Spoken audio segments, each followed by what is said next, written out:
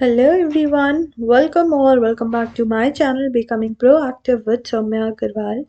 So this is the chapter number 3, that is the Prevention of Money Laundering Act 2002. This is the chapter number 3 for economic law. ठीक है, so let's begin. सबसे पहले तो इस chapter का जो flow है उसमें ऐसा है कि पहले हम लोग जनरल डिस्कशन करेंगे मनी लॉन्ड्रिंग के बारे में, देन फिर हम लोग डेफिनेशंस को डिस्कस करेंगे और उसके बाद में हमारे सेक्शंस स्टार्ट हो जाएंगे. इस वीडियो में प्रोबेबली हम लोग सेक्शन नंबर 13 तक जाएंगे और उसके आगे का नेक्स्ट वीडियो से होगा. सेक्शन 13-14 तक हम यहाँ कंप्लीट करने की कोशिश करेंगे, ठीक है. एंड अगर मेरे को लगेगा कि बहुत लॉन्ग वीडियो हो गया तो फिर जो है उसका नेक्स्ट पार्ट में मतलब उसको ब्रेक करके एंड देन नेक्स्ट पार्ट से फिर हम लोग कंटिन्यू करेंगे. So let's begin. पहले तो मनी लॉन्ड्रिंग होता क्या है. तो मनी लॉन्ड्रिंग, अगर मैं सिंपल वर्ड्स में बात करूं तो मनी लॉन्ड्रिंग का मतलब होता है कि आप जो है ब्लैक मनी को वाइट मनी में कन्वर्ट कर रहे हो या फिर इलीगल मनी को लीगल मनी में कन्वर्ट कर रहे हो. अब ये बहुत ज़्यादा सोफिस्टिकेटेड तरह से होता है और इसमें जो है हम इलीगल फंड्स और असेट्स को लेजिटिमेट फंड्स एंड असेट्स में बनाने की कोशिश कर रहे हैं, ठीक है. तो हम जो है टेंटेड मनी को अनटेंटेड मनी, इलीगल मनी को लीगल मनी या ब्लैक मनी को वाइट मनी, कुछ भी बोल लो, ऐसा आप करते हैं मनी लॉन्ड्रिंग में.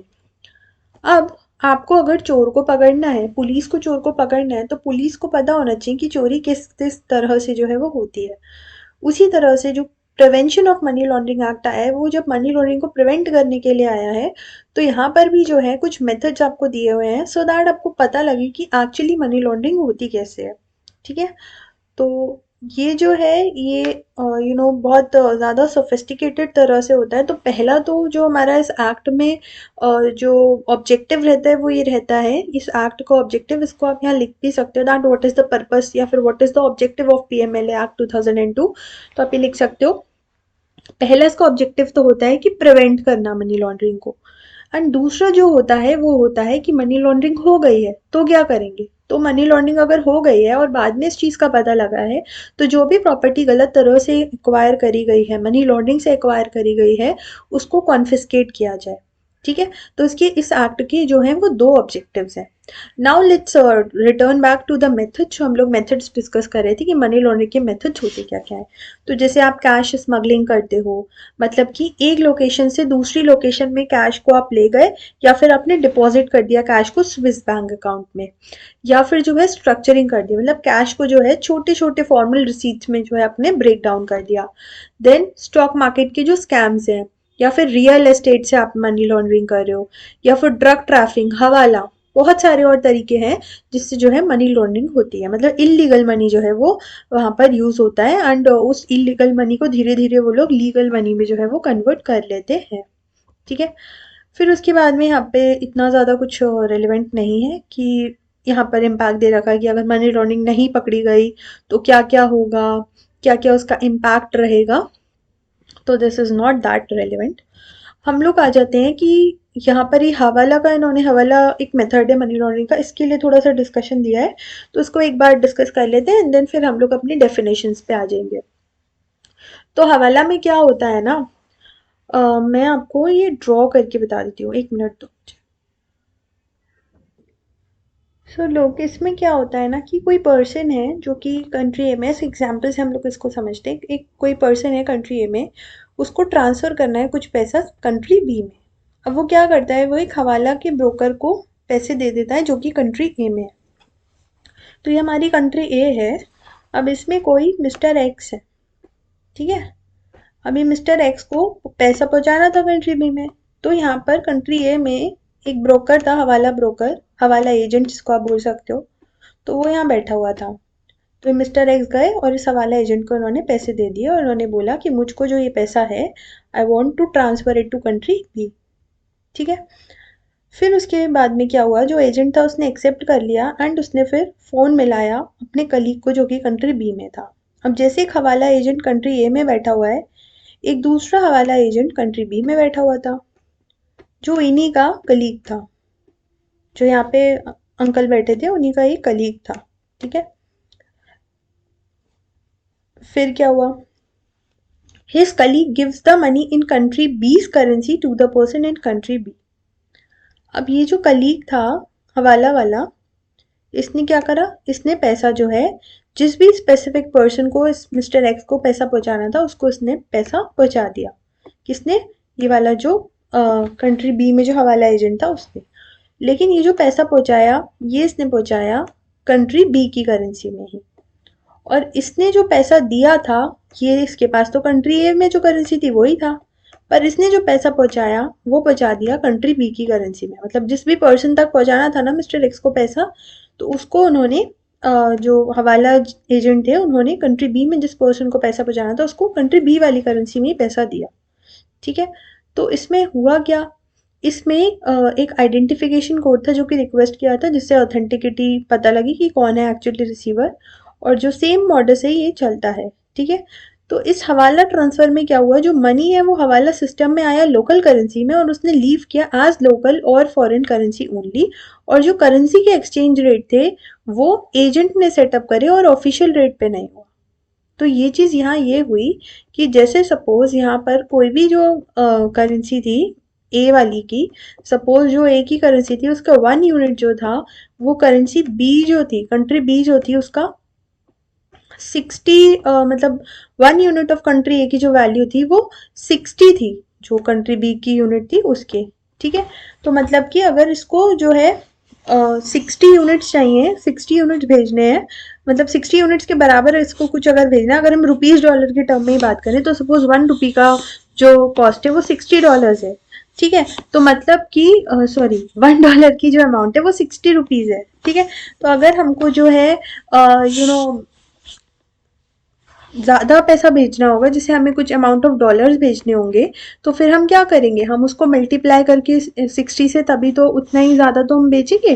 तो हम जो रेट चलाते हैं वो हम जनरली अगर हमें कोई ट्रांसफ़र करना होता है तो हम जो रेट चलाते हैं वो चलाते हैं जो हमारे ऑफिशियल रेट्स होते हैं, राइट, जो हमारे ऑफिशियल रेट्स होते हैं। लेकिन इस केस में क्या हुआ है, इस केस में कंट्री एक्स को पर्सन एक्स को कंट्री बी में कंट्री ए से पैसा तो भेजना है, लेकिन ये ऑफिशियल रेट्स ना चला करके कौन सा रेट चला रहे हैं, ये वो रेट चला रहे हैं जो हवाला में है। तो हवाला के एजेंट के पास ये गए, उन्होंने हवाला के एजेंट को लोकल करेंसी में पैसा दे दिया। फिर इन्होंने अपने कलीग को कॉल किया और यहाँ पर इसके बीच में जो भी कोई एक्सचेंजेस हुए होंगे ना, ये सारे जो भी एक्सचेंजेस हुए हैं ये उन रेट्स के हिसाब से हुए हैं जो इन हवाला एजेंट्स ने सेटअप करे, ना कि इस ऑफिशियल रेट के हिसाब से। ठीक है, तो हवाला कैसे चलता है, हवाला में एक नेटवर्क होता है ऑपरेटर्स का जिसको हम हवालादार्स या फिर हवाला एजेंट्स बोलते हैं। और इसमें जो कस्टमर है वो कॉन्ट्रैक्ट करता है हवाला एजेंट के साथ में सोर्स लोकेशन पे। फिर उसके बाद में जो हवाला एजेंट होता है ना दूसरी एंड पे, वो क्या करता है, वो मनी कलेक्ट कर लेता है। एंड उसके बाद में मतलब हवाला एजेंट क्या करता है, मनी कलेक्ट कर लेता है। फिर उसके बाद में वो अपने जो भी उसका सहपाठी होता है, या फिर नॉट सहपाठी, आई डोंट नो उसको क्या बोलते हैं, कलीग होता है उसका, उसको कॉल कर देंगे। एंड देन फिर जो है वो जो कलीग है उसका वो क्या कर देगा, वो ट्रांसफर कर देगा, काउंटर पार्ट क्या करेगा, हैंड ओवर कर देगा रिसिपिएंट को, और उसमें से वो अपना कमीशन जो है वो डिडक्ट कर लेगा। ठीक है, तो ये जो है सोर्स एजेंट जो है ये प्रॉमिस करता है to settle the debt to the destination agent through an informal settlement. तो ये बोलते हैं आप बिल्कुल फिक्र मत करो, हम आपका पैसा जो है वो सेफली पहुंचा देंगे कंट्री बी तक। और यहाँ पर ये वाला रेट नहीं लगता, यहाँ पे वो रेट लगता है जो ये लोग लगाते हैं, लेकिन यहाँ पर जो है कमीशन ये लोग अपना लेते हैं। तो एक तरीके की ये जो एक्टिविटी है ये इलीगल एक्टिविटी है और ये मनी लॉन्ड्रिंग है। ठीक है, सो दिस इज हाउ हवाला वर्क्स। अब उसके बाद में हम लोग अगर फटाफट से डेफिनेशंस की बात कर लें तो डेफिनेशंस देखो मैं ज़्यादा तो नहीं, थोड़ी थोड़ी आपको पढ़ाऊंगी। तो मनी लॉन्ड्रिंग की डेफिनेशन एक तो इम्पॉर्टेंट है। तो मनी लॉन्ड्रिंग की डेफिनेशन सेक्शन नंबर 2 ने ये बोला है कि जो भी मीनिंग सेक्शन नंबर 3 में है। अब सेक्शन नंबर 3 में क्या है, सेक्शन नंबर 3 में ये है that following person shall be deemed to be guilty of offence of money laundering who attempts to indulge. तो कोई यहाँ से बताती हूँ, ये अटेम्प्ट्स टू इंडल्ज मतलब वो कोशिश कर रहे हैं इंडल्ज होने की, या फिर नोइंगली असिस्ट, असिस्ट का मतलब हुआ हेल्प।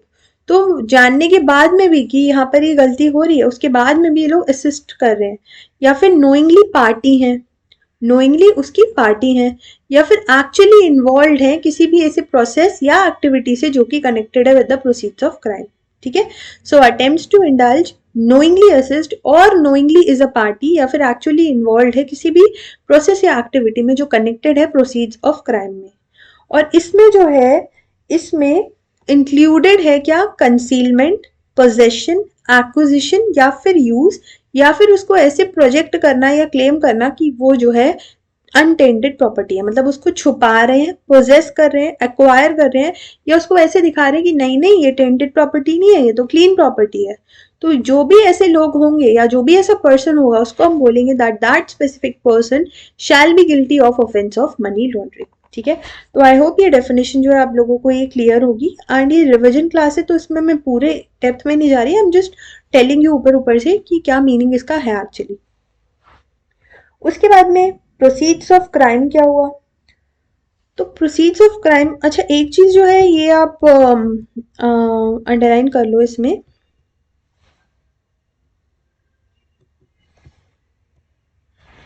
एक सेकंड रुकना। वो जो अंडरलाइनिंग वाला मैं आपको बोल रही हूँ ना, वो अभी सेक्शन नंबर 3 के साथ ही हम लोग कर लेंगे। तो अभी सिर्फ डेफिनेशन डिस्कस करते हैं। 3 और सेक्शन 4 पे जब आएंगे तब उसको डिटेल में कर लेंगे। प्रोसीड्स ऑफ क्राइम की डेफिनेशन में क्या है? प्रोसीड्स ऑफ क्राइम होता है कोई भी property, any property which you have derived और यू हैव ऑब्टेन्ड डायरेक्टली और indirectly as a result of criminal offence, criminal activity that is relating to a scheduled offence. तो प्रोसीजर ऑफ क्राइम क्या होते हैं? कोई भी प्रॉपर्टी अगर ली है, डिराइव करी है या ऑब्टेन करी है, और वो आपने लीगल तरह से नहीं बल्कि कोई ऑफेंस करके, कोई क्रिमिनल एक्टिविटी करके, if you have obtained it, तो वो होते हैं आपके प्रोसीड्स ऑफ क्राइम। और जो प्रोसीड्स ऑफ क्राइम है तो उसमें क्या आएगा? उस प्रॉपर्टी की जो भी वैल्यू होगी ना उसको हम बोलेंगे दैट दैट पर्टिकुलर वैल्यू, जो भी उसकी वैल्यू 10 लाख 11 लाख 1 करोड़ जो भी है, तो उस पर्टिकुलर वैल्यू को हम बोलेंगे कि ये जो है ये प्रोसीड्स ऑफ क्राइम है। ठीक है, नाउ सपोज वो जो प्रॉपर्टी है वो इंडिया में है ही नहीं, वो इंडिया के बाहर है, तो फिर इंडिया के बाहर की जो भी प्रॉपर्टी होगी उसकी जो इक्विवेलेंट वैल्यू होगी ना इंडिया में, उसको हम बोलेंगे प्रोसीड्स ऑफ क्राइम। ठीक है, so if the value is situated or if the value if the property is held outside India, then the value equivalent in India will be the proceeds of crime।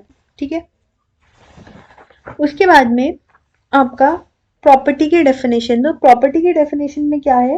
Property का मतलब होता है कोई भी property या कोई भी asset, चाहे कॉर्पोरियल हो चाहे इनकॉर्पोरियल हो, चाहे मूवेबल हो चाहे इमूवेबल हो, चाहे टैंजिबल हो चाहे इंटैंजिबल हो, और ये इंक्लूड भी कर रहा है डीड्स और ट्रस्ट को, जो कि एविडेंस कर रहे हैं, क्या एविडेंस कर रहे हैं? टाइटल को, इंटरेस्ट को। ठीक है, जो भी प्रॉपर्टी का टाइटल या इंटरेस्ट है, जहाँ पे भी वो प्रॉपर्टी या फिर वो एसेट जो है वो लोकेटेड है, तो उसको हम बोलते हैं प्रॉपर्टी एसेट। जैसे कि आपके अगर प्रॉपर्टी के डॉक्यूमेंट्स हैं, प्रॉपर्टी के पेपर्स हैं, तो उसको भी हम बोलेंगे कि ये प्रॉपर्टी ही है, ये हमारे लिए एसेट ही है। ठीक है, उसके बाद में आपका पेमेंट सिस्टम क्या होता है? तो पेमेंट सिस्टम का मतलब कोई भी सिस्टम जो इफेक्टिव पेमेंट बताते हैं पेयर और बेनिफिशियरी के बीच में।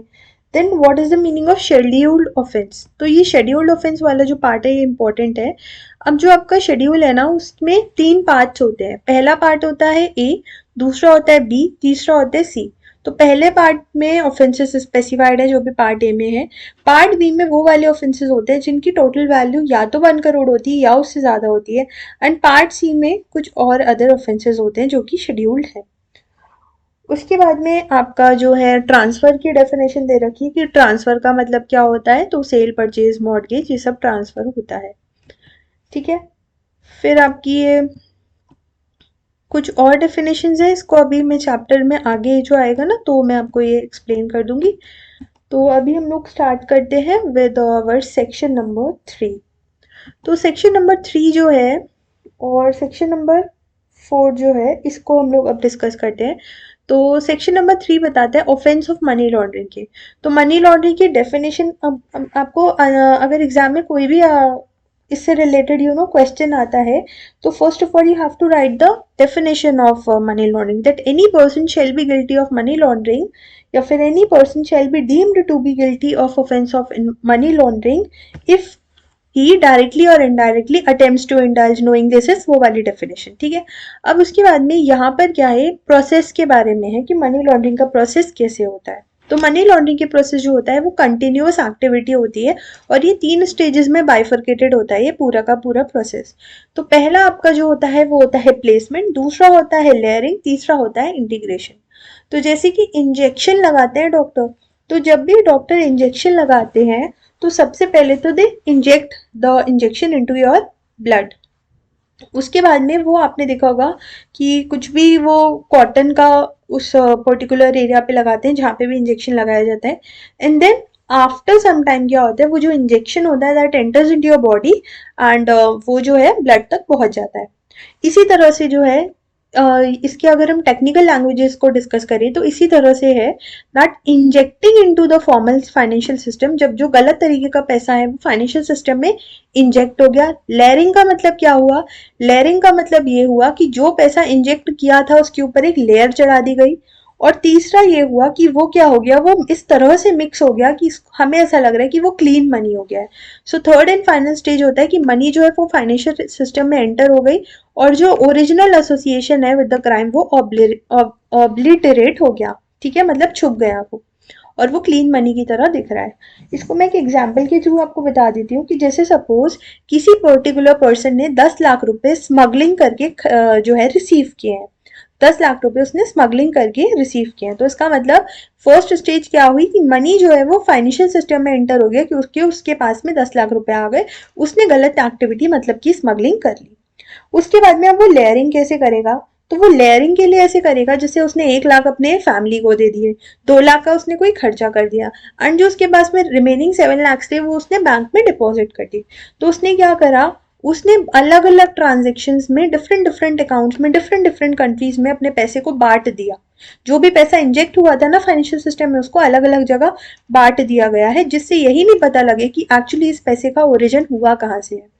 उसके बाद में आपका आता है next, that is the third and final stage, जिसको हम इंटीग्रेशन बोलते हैं।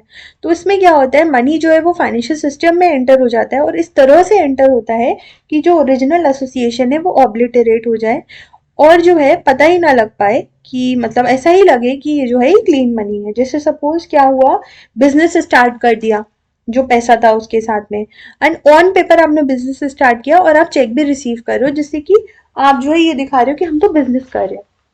उस तरह से कई सारे और तरीके भी हो सकते हैं जिससे कि आप इंटीग्रेट कर रहे हो अनटेंडेड मनी को टेंटेड मनी के साथ में और ऐसे दिखा रहे हो कि आपने एकदम सही तरह से पैसा कमाया हुआ है एंड एवरी मतलब all the money is a clean money.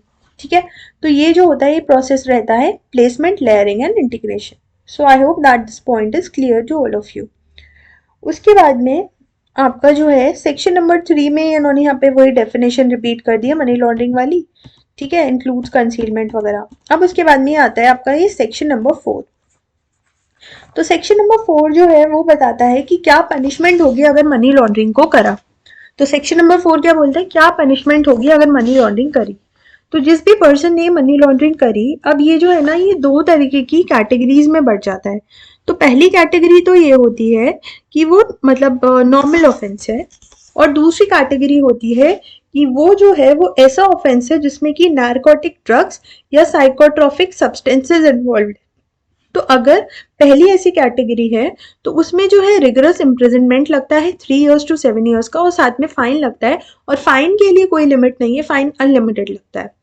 लेकिन अगर जो है वो जो प्रोसीजर ऑफ क्राइम है वो एक ऐसा मतलब प्रोसीजर ऑफ क्राइम है वो उस ऑफेंस से रिलेटेड है दैट इन्वॉल्व्स नारकोटिक ड्रग्स या साइकोट्रॉपिक सब्सटेंसेस, मतलब नशीले पदार्थ जो है आपके जो उससे रिलेटेड है, तो उस केस में जो है मैक्सिमम पनिशमेंट जो है वो एक्सटेंड हो जाएगी 10 years तक, 3 to 10 years, और फाइन इसमें अगेन नो लिमिट है। एक चीज इसमें मैं आपको और बोलूंगी याद रखने को कि जो इसका पैराग्राफ नंबर है ना वो याद रख लो। तो it is the paragraph number 2, para 2 of part A. Para 2 है ये पार्ट ए का। ठीक है, तो जो सेकंड पैरा है पार्ट ए का उसका पैरा 2 है ये, पार्ट ए का पैरा 2, तो उसमें इसके बारे में दे रखा है। ठीक है, तभी फिर उसके बाद में आपका आ जाता है सेक्शन नंबर 5। ठीक है, इससे पहले लेकिन मैं आपको एक और एडिशनल पॉइंट बताना चाहूंगी। एक सेकंड, अगर वो मुझे दिख जाता है तो मैं आपको बता देती हूँ, दिखा देती हूँ वो, वरना मैं आपको ओरली बता दे रही हूँ कि जैसे सपोज किसी भी पर्सन ने जो है मियर अर्निंग करी है मनी की या फिर उसने जो है वो इनकम ड्राइव करी है कोई भी प्रॉपर्टी से बाय कमिटिंग अ क्राइम, तो उसको आप ये नहीं बोलोगे कि वो मनी लॉन्ड्रिंग है। ठीक है, मतलब कि जो भी आप चीजें कर रहे हो ना, जो भी आप डेरिवेशन कर रहे हो, जो भी आप क्राइम कर रहे हो, उसका जो मतलब that should be a consequence of a scheduled offence, अगर वो ऑफेंस की वजह से नहीं हो रहा है, आपने कोई भी चीज़ को ऑफेंड नहीं किया है, या फिर आपने सिर्फ वो प्रोसीजर ऑफ क्राइम ही है, कोई ऑफेंस नहीं हो रहा है उसमें, तो फिर आप ये नहीं कह सकते कि वो मनी लॉन्ड्रिंग है। ठीक है, तो दो चीज़ें जो है मनी लॉन्ड्रिंग की डेफिनेशन में फिट होने के लिए ज़रूरी हैं। पहला तो ये है कि वो क्या होने चाहिए, that should be amounting to scheduled offence. And दूसरी चीज ये है कि वो जो प्रॉपर्टी है आप उसको प्रोजेक्ट कर रहे हो कि ये जो है ये अनटेंटेड प्रॉपर्टी है। तो ये दोनों चीजें जो हैं ये बहुत ज्यादा इंपॉर्टेंट है। किसी भी चीज को, किसी भी मतलब ऑफेंस को अगर आप मनी लॉन्ड्रिंग का ऑफेंस बना रहे हो, तो उसके लिए पहले तो वो जो मैंने आपको 3 शेड्यूल्स बताए थे ना, part A, part B, part C, उसमें फिट होने चाहिए। एंड दूसरी चीज ये कि वो जो है वो उसको क्या कर रहे हो, उसको वो क्लेम कर रहे हो, उसको वो प्रोजेक्ट कर रहे हो, उसको इस तरह से दिखा रहे हो कि ये पैसा गलत नहीं है, ये पैसा तो एकदम सही है। तो वो चीज मनी लॉन्ड्रिंग होगी। अदरवाइज आप उसको मनी लॉन्ड्रिंग नहीं कहोगे, उसको वरना आप बोलोगे सिफनिंग ऑफ फंड्स। ठीक है, so this is the basic difference between siphoning and money laundering. अब हम आते हैं अपने अटैचमेंट, एडजुडिकेशन एंड कॉन्फिस्केशन पे, जिसमें हमारा जो है सेक्शन नंबर 5 से ये स्टार्ट हो रहा है। तो एक काम करती हूँ, मैं यहाँ से जो है नेक्स्ट पार्ट बना देती हूँ। तो ये आपका इंट्रोडक्टरी पार्ट हो गया, पार्ट नंबर 1। छोटे छोटे पार्ट्स में हम लोग करते हैं। इस वाले टॉपिक से हम लोग नेक्स्ट पार्ट में जो है वो स्टार्ट करते हैं। ठीक है, सो उसमें प्रोबेबली आपका सेक्शन नंबर 5 से सेक्शन नंबर 13 तक जाएगा।